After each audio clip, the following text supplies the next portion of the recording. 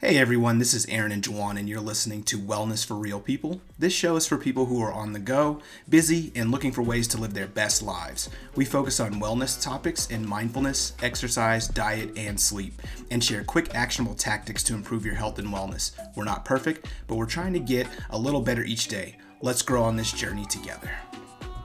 Welcome back to Wellness for Real People. I'm Juwan here with my co-host Aaron, and we're going to talk about two interesting things: sitting and walking. Now, stick with me. I know it might sound a little bit boring, but the implications are really, really powerful. And I want to share a study from Harvard Health that talks about the benefits of getting up and walking a little bit more often. So the author of the article begins by saying that there's mounting evidence that suggests that prolonged sitting may be as dangerous to your health as smoking, which I thought was, wow, that's really, Mind really, blowing. really powerful. That's bold. Yeah. Yeah, yeah. Yeah. You know, we have all these ads and campaigns around the terrible effects of smoking, but nobody's really talking about sitting too much. And so we're going to dive into that and what it means and what we can actually do about it here today. So this small study suggests that doing 5 minutes of light walking for every 30 minutes of sitting can help offset the harm of that kind of sedentary lifestyle that many of us find ourselves in these days. So we'll talk a little bit about the study and then the results. So researchers asked 11 adults aged 40 to 70 to sit in an ergonomic chair for 8 hours on 5 separate days. The participants were allowed to work on a laptop, read, eat, use their phones during the normal sitting time, and they were provided with standardized meals. On one day, the group sat for an entire 8 hours with only short breaks to use the bathroom. On each of the other days, they followed a different pattern of light walking breaks, on a treadmill, 1 minute of walking after each half hour of sitting, 1 minute after each hour, or 5 minutes after each half hour, and 5 minutes after each hour.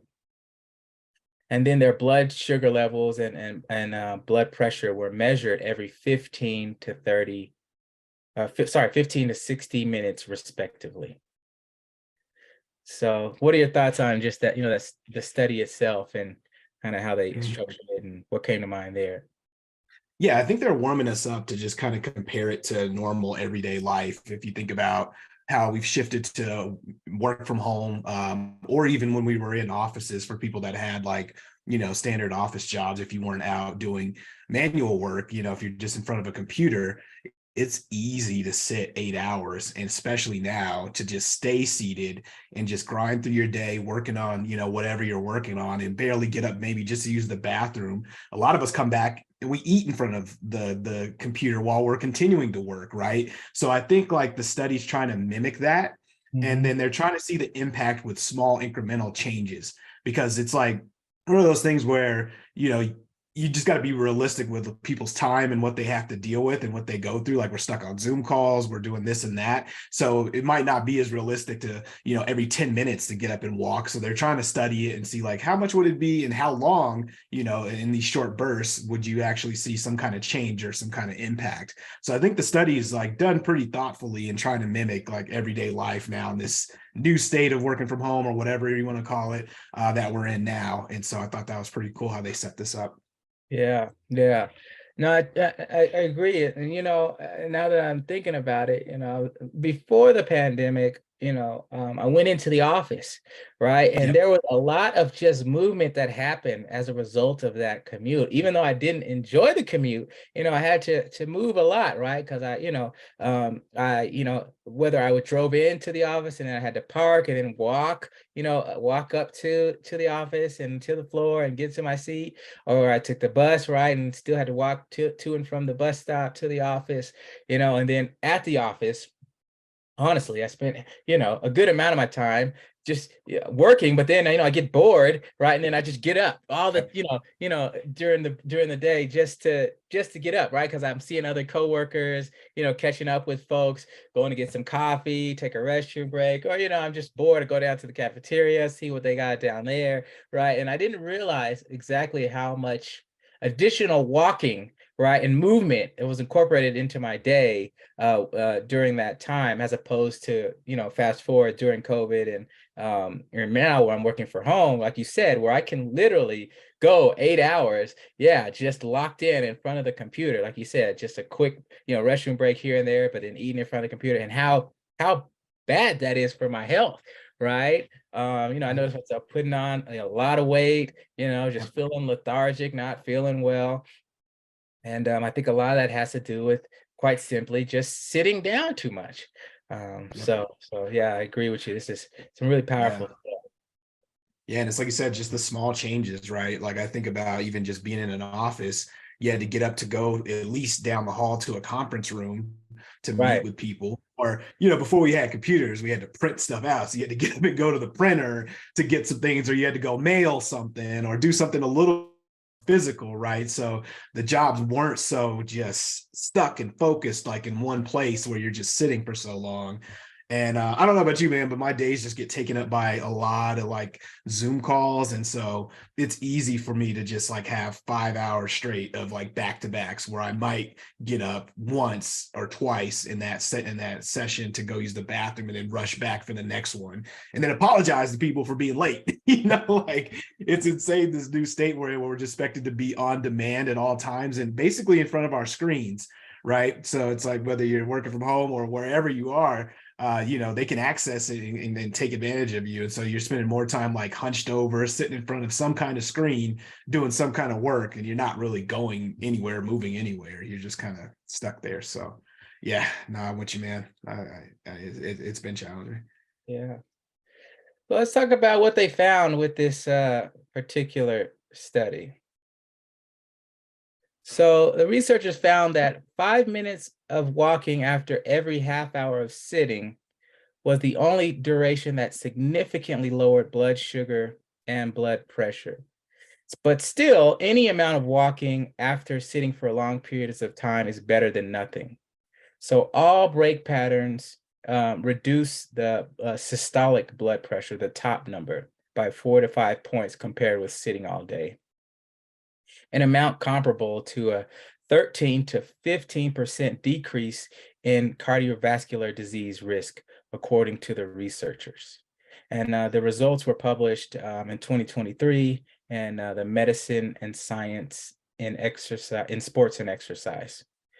Sorry, let me rephrase it so I get it correct.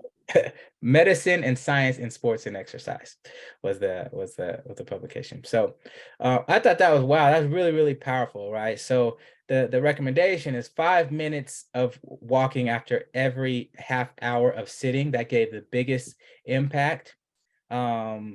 But any amount of movement, right, they show work well. And I thought that was powerful, right? So a 13 to 15% decrease in cardiovascular disease risk, not from going out and running a whole marathon or, doing some CrossFit or, doing some super strenuous activity. Not that those aren't positive things to do, but it's just simply just getting up from the chair and walking around for a couple of minutes, what a big impact that could have on our lives. So I thought that's really, really applicable, really practical, and just something that's really, really powerful that we can implement into our lives.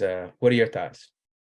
Yeah, I think about too, just, trying to use technology to help you stimulate these behaviors. And so like when I first read this, it immediately made me reflect on like, if you have a smartwatch or an Apple Watch, you get like alerts of when you should stand up. So like my alert timer is set to like every 50 minutes. And I was like, it'd be easy just to switch that to every 30 minutes and I could like decrease these, cardiovascular disease risks and like stand up and then go walk around for 5 minutes, right? So I'm like thinking of ways to like take this to the next level because it's easy to forget. But if you can use technology, calendar reminders, stopwatch, whatever you got, just to kind of keep you honest about it, it can definitely make a change. And you know, you could do it some really automated ways and can make a huge impact with something so simple.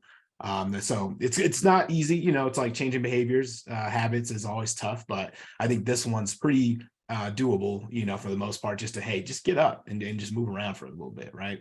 Yeah, no, that's great. Great advice. Great tip. You know, like you said, it's there's the knowledge is one piece, but the application is a totally different thing. And you know, if you have to remember to do it, you probably won't do it because you'll Well, probably forget because life gets really, really busy. So I really love that idea of just setting a reminder or using your smartwatch, like you said, a stopwatch.